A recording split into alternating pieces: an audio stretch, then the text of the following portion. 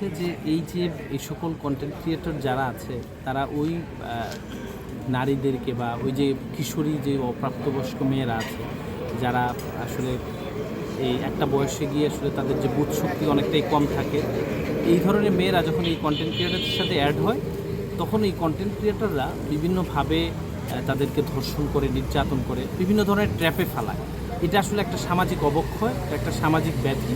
আমার মনে হয় যে এই ধরনের অপরাধের সাথে যে সকল ব্যক্তিরা জড়িত বা যে কন্টেন্ট ক্রিয়েটররাই জড়িত তাদেরকে অবশ্যই আইনের আওতায় আনা উচিত। এবং আপনি দেখবেন যে দেশের প্রত্যেকটি কন্টেন্ট ক্রিয়েটরের নামে একাধিক নারী এবং শিশু নির্যাতন, ধর্ষণের মতো মামলা রয়েছে।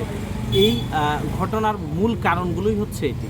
তা আমার মনে হয় যে দেশের আইন শৃঙ্খলা বাহিনী এবং দেশের যে সরকারের যে আইন যে রয়েছে রাষ্ট্রের, সেই রাষ্ট্রের আইনের অনুযায়ী এই অপরাধীদের একটি মানে সর্বোচ্চ শাস্তি হওয়া উচিত।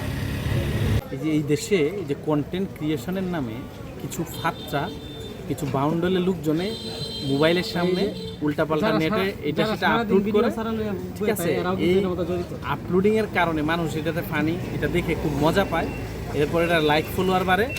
এইগুলো দেখে কিছু ধরেন উঠতি বয়সের মেয়ে এই যে ফানি যারা ক্রিয়েট করে তাদের পেছনে পেছনে দৌড়ায়। আর ওই যে ফালতু এইগুলো কাজগুলো করে এরা এই মেয়েগুলো বিভিন্নভাবে প্রলোভন দেখায়, ধর্ষণ করে, নির্যাতন করে।